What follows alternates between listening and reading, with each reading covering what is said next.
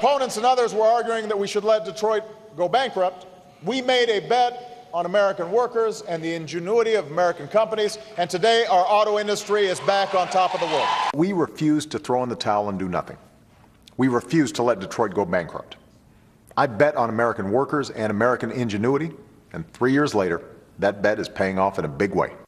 Now, despite the fact the president campaigned on that very issue, that he saved the auto industry and he saved the city of Detroit, those words apparently mean nothing today because a judge has now ruled that the Motor City can proceed with its historic bankruptcy filing, cutting pensions for city workers and retirees.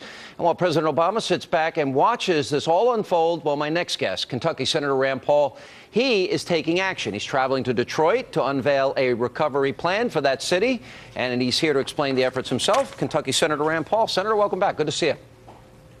Glad to be with you, Sean. Wasn't it bin Laden's dead and Detroit's alive, something to that effect? I remember hearing that quite often during the campaign. Didn't the president say that a lot?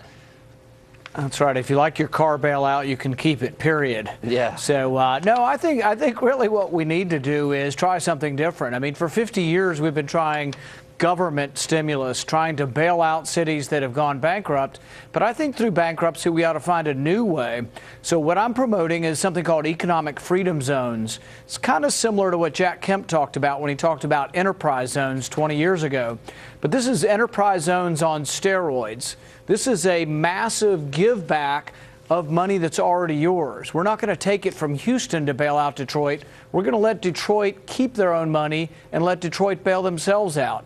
But it's phenomenal how much money can be left in Detroit simply by lowering the taxes in Detroit. All right, so you're creating, it's sort of like, all right, it's like Kemp's enterprise zones on steroids. I'll take that analogy because I looked over your plan. You're calling it the Freedom Plan. You're going to give eligible areas a reduction in individual and corporate tax rates, correct? Yes. We're going to take the personal income tax and the corporate income tax down to 5%. We're going to get rid of the capital gains tax. We're going to bring the payroll tax down for the worker and for the employer. And we're going to reduce the red tape and let businesses thrive. We're also going to invite entrepreneurs from around the country and around the world who want to come to Detroit and make it like a mini Hong Kong. There's all kinds of great things you can do, and it's amazing how much money accumulates, not from other parts of the country, but just from Detroit's tax base. If you don't take it to Washington, you just leave it in Detroit to begin with. And so you're saying you're going to reduce the personal tax liability to 5%. Can you do that? I mean, you're Senator Rand Paul. You're one senator, powerful as you might be. But how do you accomplish? I like the idea. I'm just asking, how do you accomplish that? Well, if I were President Obama, I'd do it by edict. But because I'm just a senator, we'll have to pass it as legislation, and we'd have to get the president to sign it.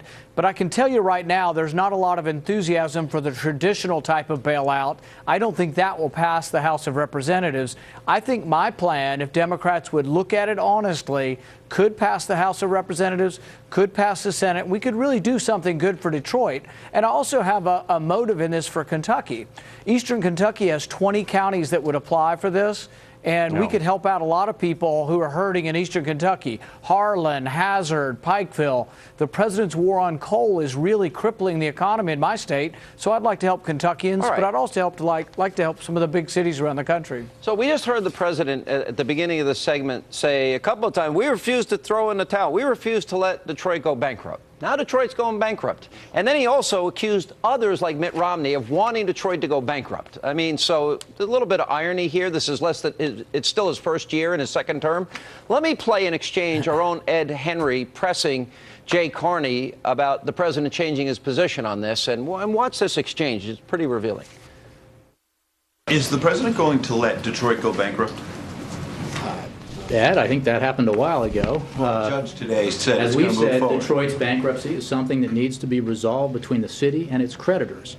What we have said and what we are doing is working to provide real, tangible economic development and opportunity with existing resources and public-private partnerships to support and accelerate Detroit's revitalization. But didn't the president say in the campaign that it would be awful for Detroit to go bankrupt? He obviously helped the auto industry, got them back on their feet. That was a positive development, but it wasn't enough. And I thought in the campaign he said it would be horrible for Detroit to go bankrupt.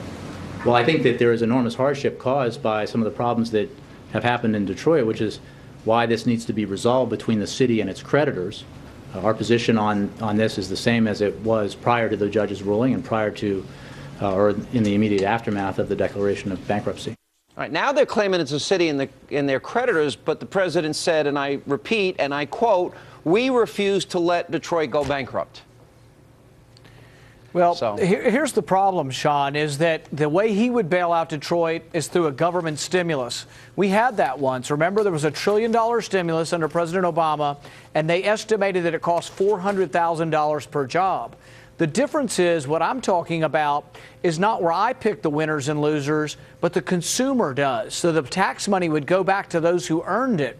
And it kind of incorporates what Milton Friedman always said, that nobody spends somebody else's money as wisely as they spend their own. Yeah. So I'm not going to pick out John Smith and say, you create a business. I'm going to say, John Smith, who has 10 welders, we're going to give you some of your tax money back, and maybe he'll hire 2 more welders. Senator, I've been there. There are entire neighborhoods. You can get $1 homes on eBay there. And there's going to be some entrepreneur, if these initiatives were to go in effect, that would want to go in, take over neighborhoods, rebuild the city and businesses as well. Last question. Is part of this a lot of speculation you might run for president? There's been a lot of talk about Republicans and not having enough minority outreach. Is this part of a message maybe that you're sending, that the Republican Party needs to do this more? Absolutely. I think we need to show that we care about people from every community, and we need to show up in every community. When you look at the red-blue map around the country, there's red everywhere in the countryside, in the rural, and the small towns, but it's all blue in the big cities. And I think we need to go in and compete for that vote. But it's also good for America to have big cities like Detroit that were once industrial engines. We need them thriving again. And I think our answers are better than theirs because, frankly, their answers haven't worked for 50 years. All right, Senator, we're going to watch your progress there. Hope it goes through. I think it'd be a good plan. Certainly, I don't think the taxpayers can afford to bail them out. Appreciate you being with us. Thank you.